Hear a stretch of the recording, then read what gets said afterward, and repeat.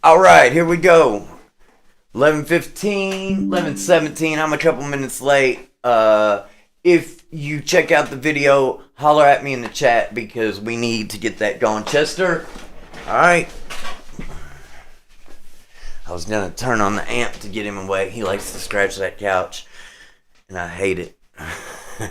But he'll run off as soon as I crank up the amp. I'm gonna tell you how this is gonna go. We're gonna have to cut the phantom power to that mic when I turn the amp up because it is loud as shit and it will blow out your eardrums if I don't. But I'm gonna hit the music news today like I usually do, and lately the Tremoverb video has been making a little bit of a resurgence. It does it once in a while, man. I put that video out and it'll have periods where a lot of people are watching. So I thought I'm home today. There's no 5-year-old running around today. Let's crank up the Tremoverb dual rectifier. We got it set at about 10 o'clock on the master. The gain's a little less than halfway on the vintage channel. I also crank up the modern high gain channel because that's what a lot of people like. I'm gonna mute the phantom power and let just play a little bit and do the damn thing, and then we'll talk about some music news. We'll talk about Happy Thanksgiving. Let me introduce myself. I'm kind of like running around here getting ready for the stream. I did it on kind of short notice. I was just playing, and I was like, shit, let me go live. And so it is the 24th of November in the year of the Lord 2025. We're live. It's Thanksgiving week. I hope you all have an excellent Thanksgiving. Eat your turkey off the deep fryer. Don't blow yourselves up. You know, what people like to do is deep fry the turkeys nowadays. You know, I'm not cooking. And it's just me and my boy Solo. So he loves spaghetti. Maybe we'll have a spaghetti Thanksgiving. I don't know. What do y'all think? Votes on food for Thanksgiving for a 5-year-old in the chat if you want to do it. But let's turn on this amp. Like I said, I'm going to cut this phantom power to this mic so it doesn't kill y'all. And I'm going to play the telly first and just play a little bit.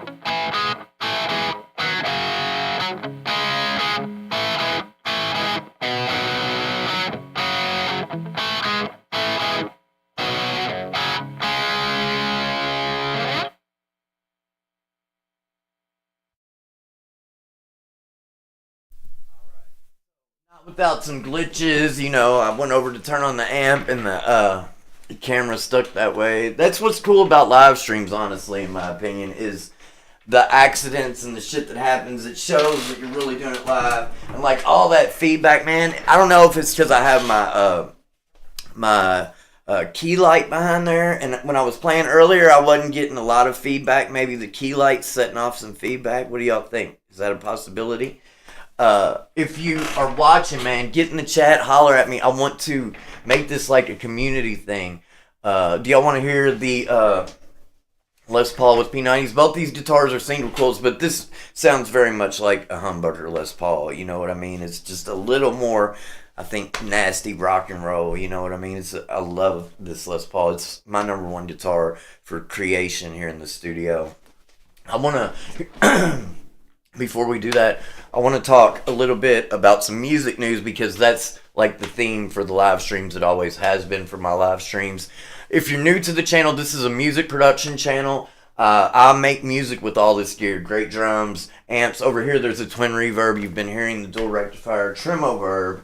I've got basses, acoustics. I've got a synth over here. It's a mini mode clone, one by Behringer, the Poly D. It's great. I got that because I was doing a lot of software synth stuff in the computer. When you hear my music, though, I want to make this clear that I don't augment anything with drums, and I get big drum sounds here in the studio, and they're all my drums, all me playing, because, man, I put all this money into mics and the instruments. I don't want to I want to get the sounds myself. So whatever it took to learn that, I was down to do, and I've got to that point, and that's what we're doing. So I don't like to, if it's like a drum sound that's unusable that I get when I'm recording a song, hey, I go back and I track it again. Because, that's what's great about working in the studio yourself. And I'm working on a video. I've got to edit it. It's going to be my next long form video. It's going to be called something like "The Greatest Gig in Music Is This." And the long and short of it is, this is the greatest gig in music right now, because there's a lot of people, you see a lot of studio players on YouTube, and they're all great, those Nashville guys and stuff, and they're killer players, and a lot of them do their own thing too. I'm thinking like Tom Bukovac, he's released some solo albums and stuff. But a lot of times, man, when you're in the studio and you're a studio player, assassin or whatever, you're playing other people's music and their ideas. Or, a lot of these people, especially Nashville's just coming to mind a lot. A lot of people in Nashville, you read credits for a Nashville song, and there's 5 to 10 songwriters on that thing, man. And so your ideas that way, I have to believe, are getting watered down somewhat. It does take specialists a lot of times. If you don't play everything yourself to a high level, it takes specialists in there to work quickly. But if you have the time and you can play, man, you have the time to get things right exactly the way you want it. And there's people like Russ, like Nick D. These guys, they do collabs too, but all of their, I know with Russ, I watched a video with Russ, and I've been listening to Russ since probably 2018, Losing Control, all of those music. It's a lot different than the music I do in here. I make mostly rock. I've got one pop kind of song called Zoo. I just reposted that because a lot of people dig that more pop production sound. It's almost got like the West Coast kind of synth sounds like Dr. Dre. It reminds me of in that song a little bit. But it's a very different thing. You know, it's just got that kind of synth sound. But it still has guitars on it and shit. But, you know, depending on what you're doing, you don't want your ideas watered down. And Russ was talking about all of his best stuff, even though he's got a lot of collaborations out there, but all of his best selling music, something. All of his best selling music is the stuff he did himself. He called it 100%, meaning that he gets 100% of the money that comes in off those tracks too, because he did them all himself. I know he said on Losing Control, that one, he had recorded it way earlier, and he had a sample, and he wasn't sure at first if it was one that he had bought or not, or, you know, gotten and needed to pay for. He said if he would have bought it outright before the song blew up, he probably could have got it for maybe $5,000, or when it was first starting to blow up, maybe. But then he ended up paying a lot of money for the sample. You know, that's one that he did use sample on, but I still consider that 100%. Basically, if you're just getting a beat sample, you know, he's having to split some of that money. But I don't know, man. I like to do it all myself. You know. It took me, I've spent a lifetime learning to play all this shit, and I've got a vision for my music, and that's what we do. But let's get into some music news. The first thing I want to talk about is just found out, like, within the past hour, that Jimmy Cliff passed away. Jimmy Cliff is a great reggae artist. He's been doing things, you know, since the 60s. Cool music, and R.I.P. Jimmy Cliff. Okay, and then also this week, Todd Snyder, kind of an East Nashville legend, he passed away this week, and there's been some like controversy around it. This is like the stuff that pops up in my feed as well. If you don't know about Otis Gibbs' channel, Otis has a lot of great videos with Todd Snyder. They were friends, and Otis has been posting that stuff. Todd Snyder was in some kind of altercation, and like now they're saying that it doesn't look like an altercation, but it kind of, I don't know, it sounds really shady to me, almost like the police aren't letting everything out. But so he got in an altercation on tour in Salt Lake City, went to the hospital, and then all of a sudden had a warrant out for his arrest because they said he was going crazy in the hospital, threatening people or whatever. Then he came home to Nashville and had pneumonia and passed away. Todd is a folk artist, but really cool music. Every time I hear a Todd Snyder song, it definitely provokes emotion. Great sounding music, and just that's what we're talking about here, the type of artist that said what he wanted to say the way he wanted to say it. And I feel like with AI coming into fashion now, you know, we just last week saw that an AI artist has the first #1 song for AI on Apple Music, which is bullshit. You know, it's on the country music charts. I think the name of the artist is Breaking Rust.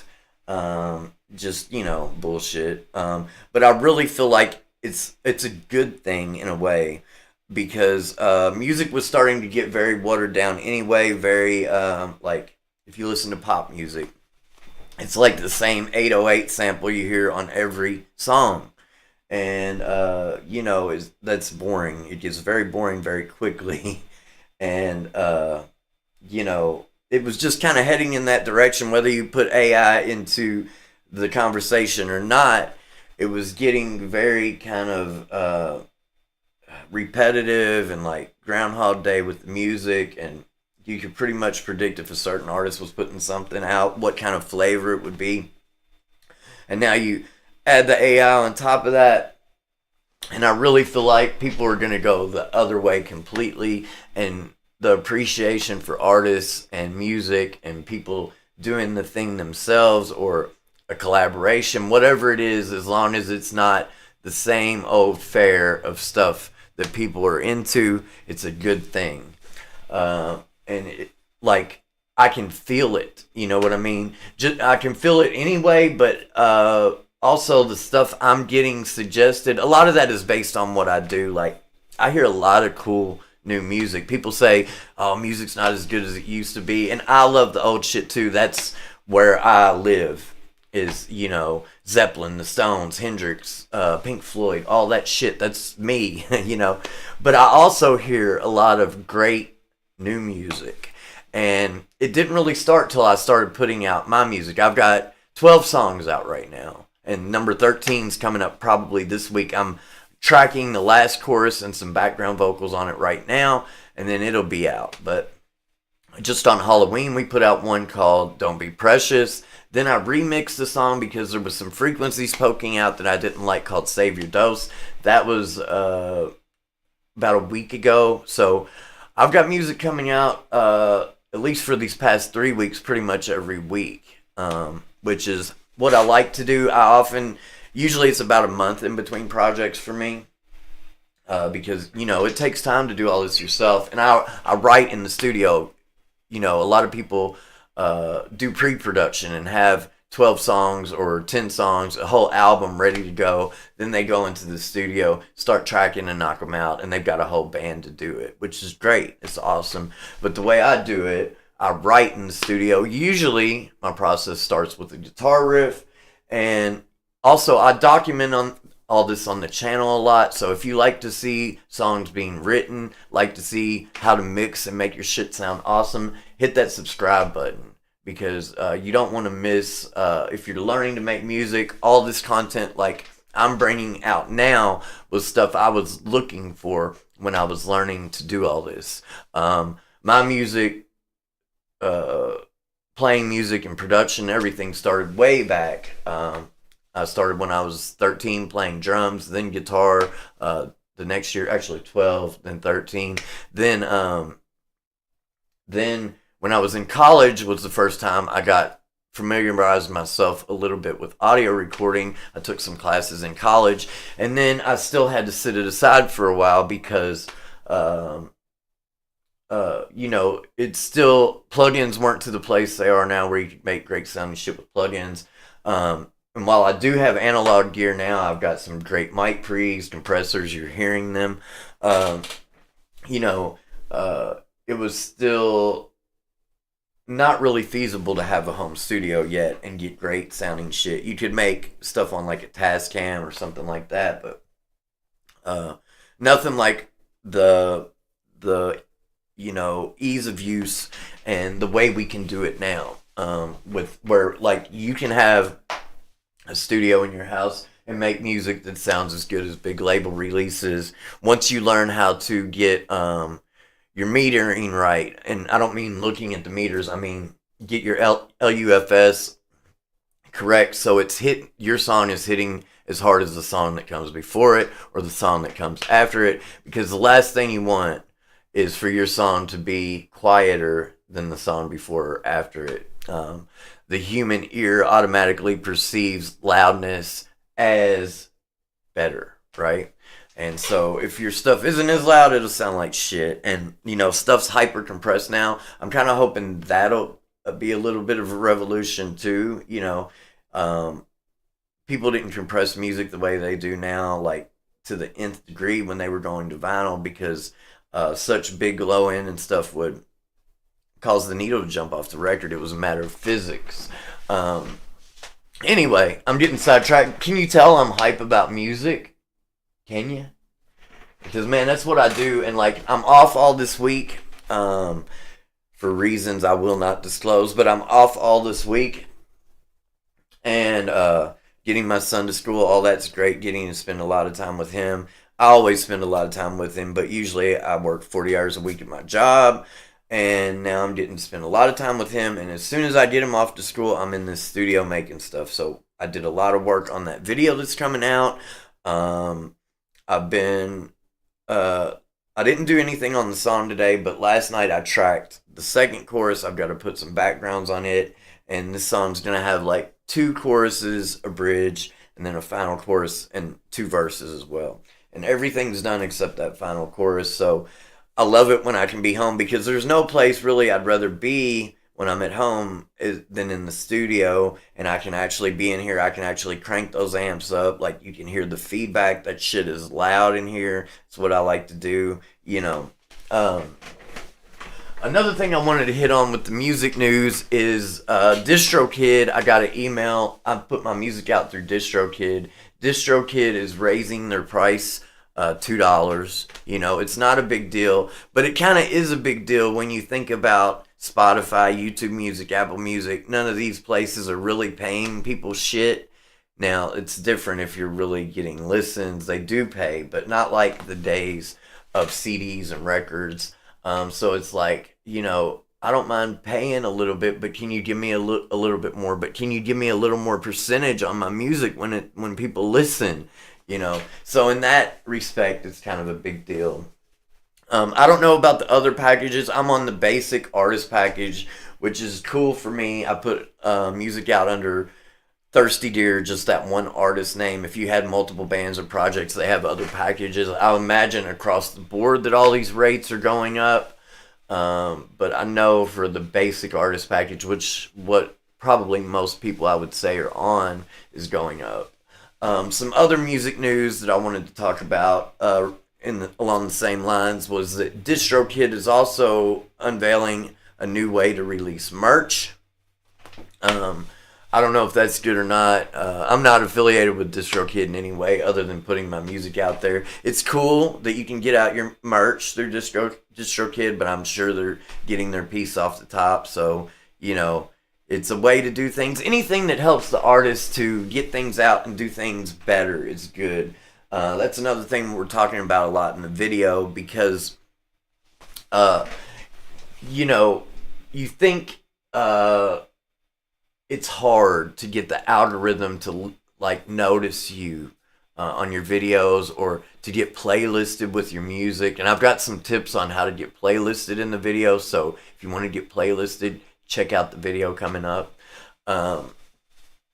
And you know, it's you think it's very difficult to do all this yourself, and for the algorithm to recognize you. But there's a lot of work you have to do.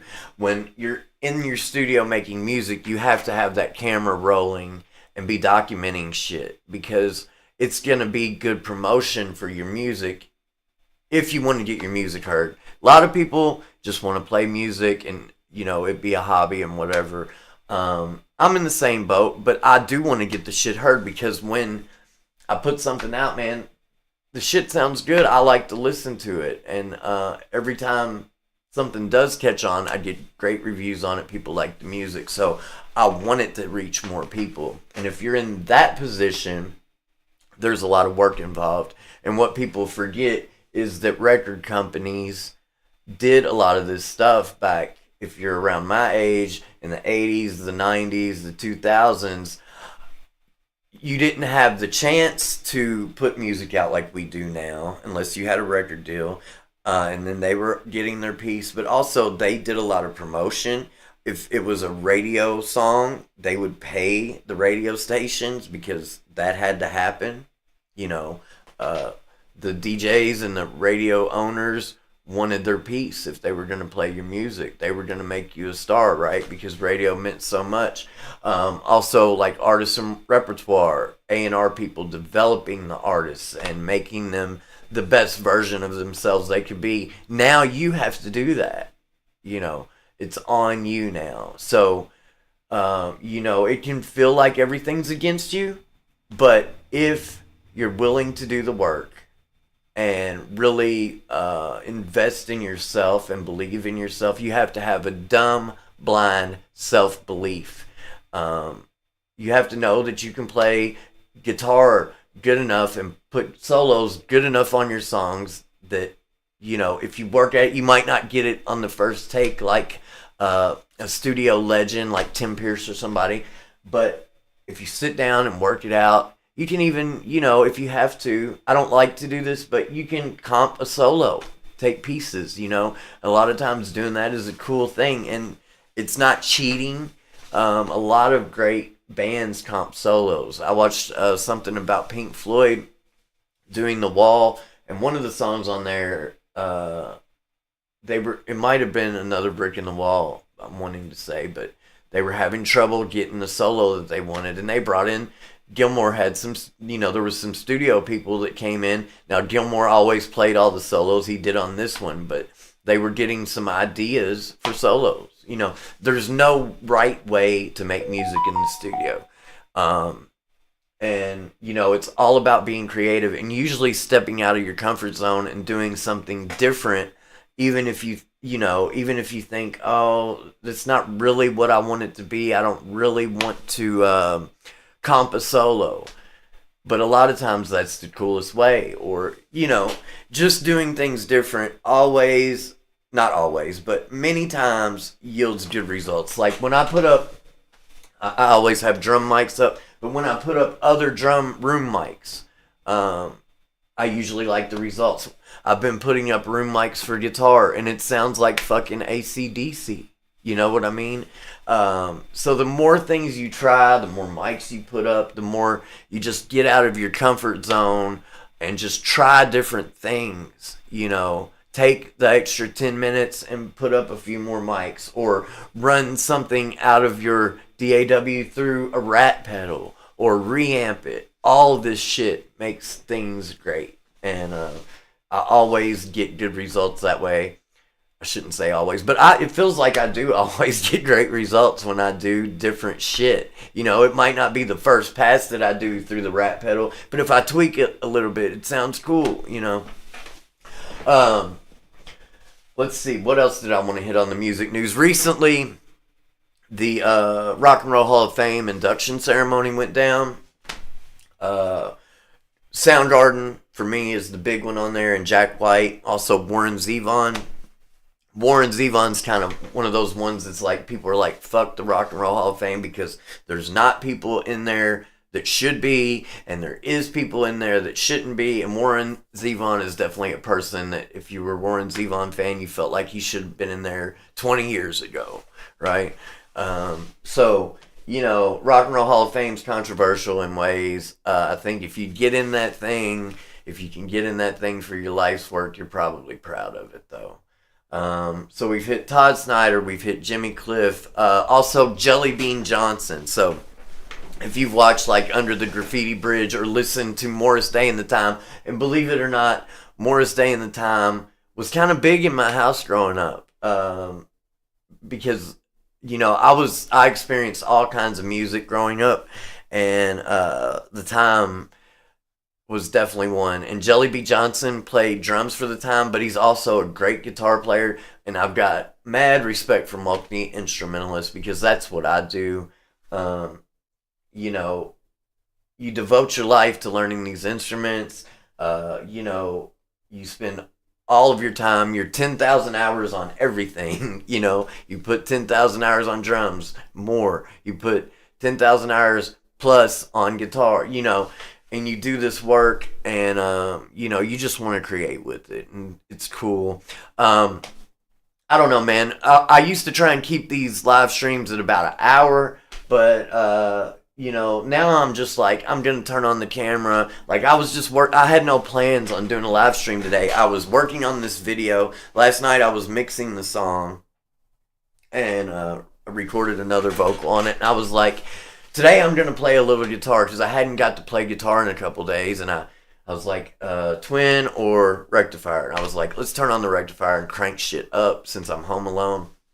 So that's what I did. And then I noticed that people were kind of clicking on the Tremoverb video again. So I was like, let's just go live, man. That's how I like to do it around here, because I'm always doing music. Why not just turn on the camera and let you in on a little bit of it? But let's switch over to the Les Paul. This Les Paul is a 95, which is actually before the R-Force came out. So this is called a dealer custom, kind of a cool guitar. You really couldn't buy one of these in 95 unless it was from the dealer special order. It's still a thing they kind of do, like through Chicago Music Exchange and Wildwood Customs, But back then it was a program, they for a while, the only reissued Les Paul you could get at the end of the 80s was the R9 or maybe a 58 too. But, then they started coming out with more of the classic models. But before they did that, they were letting dealers custom order what they wanted. And this is one of those. So I imagine there's not a lot of the 95s out there because the R4 didn't really start till 96. I've got a video on that. So, man, subscribe to the channel, hit that like button, and get in the chat and talk to me. I've got the chat replay on too. If you do get in the chat, people can see that later.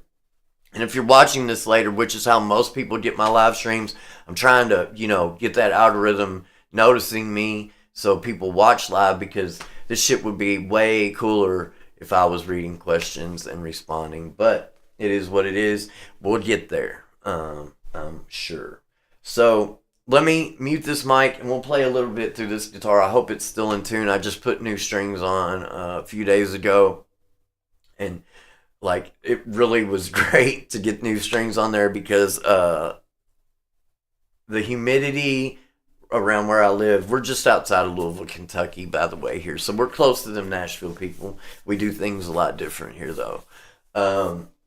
Not in a good or bad way, in a good way, but, I love watching those Nashville guitar videos and stuff, too. But yeah, man, the guitar we're going up and down in temperature, and it was getting hard to keep it in tune. I put on these new strings, and just recently I did a little filing on the nut to take care of a little bit of tuning issues, and it helped. And then putting new strings on after I filed that nut really helped. So let me mute this, and I'll play a little bit. I'm not that warmed up. I'm not going to make no excuses. I'm just going to play. Here we go.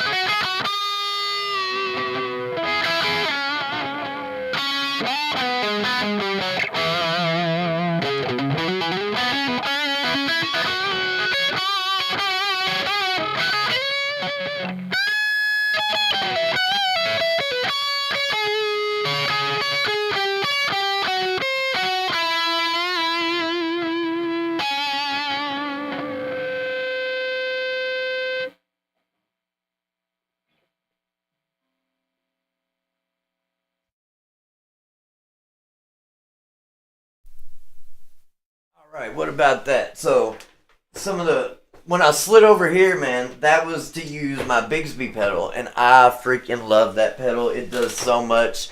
If you want something to, pitch shift, it's even got like micro pitch shifting, but if you want something to play, like, where you can easily turn your guitar into a baritone or even a bass, it'll do it. And you can go all the way up to an octave by half steps. So if your guitar is in E standard and you want it to be in F sharp standard, you can do that and just raise it up 2 steps. A lot of cool shit you can do with that Bigsby pedal.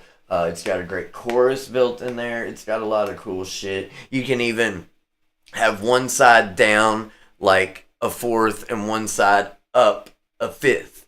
You can, there's a lot of cool stuff. It's got a blend knob on there too. It's got a tone control. It's a great sounding pedal. My first video I ever did was about that Bigsby pedal, and I was early to YouTube. It since I've not taken it down, but I've made it private because I really didn't know how to video edit yet and stuff. But I might do another video on that because I love that pedal, man. It's a great one. That's about all I got, man. I just wanted to play a little bit for y'all today, and I wanted to hit on some music news stuff. I can't forget this, man, because this is a big one. The Beatles anthology is 30 years old, and they're re-releasing the videos this weekend. I remember watching it in 95. It was a big event. It's not nearly as big of an event, it doesn't feel like this time. Like, it was everywhere. I think it was on ABC, probably. That seems like what it was on. It was on one of the big networks in 95. And they've redone all those videos. And it was done originally over Thanksgiving weekend. And they're doing it again over Thanksgiving weekend. And you can get anthology. So it was like anthology 1, 2, and 3 CDs. I have them. Actually, my dad has them. But I always grab his CDs when I want to. Those first 3 CDs, the anthologies, they were all like double CDs to 2 CD sets. There was 3 of them, and now I think they're doing 4, 5, and 6. I'm pretty sure that's how they're doing it. So watch the Beatles anthology, man. I'm gonna watch it this weekend, hopefully, if I get the time. I'm always in here in the studio, but like the Beatles Get Back, that new Zeppelin movie, all this shit they're doing with the Beatles and Zeppelin and the Beach Boys. Also, man, the Beach Boys, when that movie came out, I got the I'd Get Around pedal recently because it was on sale. A lot of people were doing that Killy Rotary. This is a very similar thing. It's the same layout, and it's a great pedal, the I Get Around pedal. Great rotary speaker sound.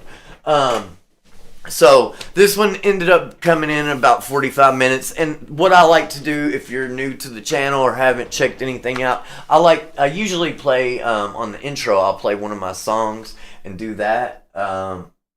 Like a video of it, a tracking video, because I always make tracking videos for my songs. Like we were talking about, you always have to have the camera rolling if you want to, promote your music. So I make videos of me making the song, and usually a lot of times I'll play one of those on the intro or at some point in the video, and then when I sign off, I'll play one. So we'll stick with that this time. I'll play the new one that I just remastered, because it sounds great, man. It sounds really great. I love this song. And I'll let you watch the video so you got something to look at as well as hear. And this is what I do in the studio, y'all. So if you like this kind of stuff, hit that subscribe button, hit like, leave me a comment. Nobody's got in the chat, but leave me a comment if you watch this on the replay, because I will talk to you. And if you have any questions about music production, if you want to learn how to do this kind of stuff, man, leave me a comment on any of my videos. I'll even give you my email address. We can talk, whatever. But let's talk about music production. Let's talk about anything music. I'm down.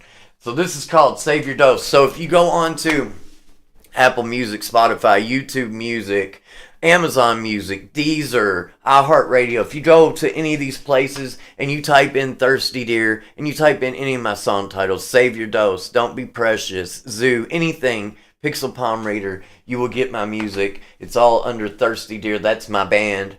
And here we go. This is Save Your Dose. Have a happy Thanksgiving. If I don't do another live stream before Thanksgiving, have a happy Thanksgiving. I hope you spend it with your loved ones and your family.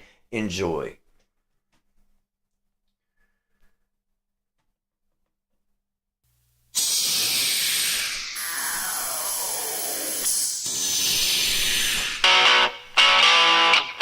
Who's running this ship? Tell the baby when it goes down. Love ran out on you, left you to drown. Take it as it comes, babe. Leave them wanting more. It can't be easy, but you can't keep score. It can't be easy living your life alone. It can't be easy.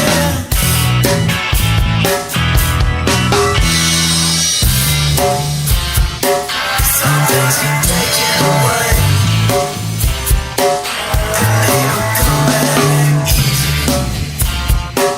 If you forget where you're headed, then you can come and see me. I'll lay you safe to last dose and tell yourself you don't need it. Some things get taken away, and they don't come back easy. Cat got your tongue, you let the dog get your heart. Did he how to get in? Insecure was your part, and play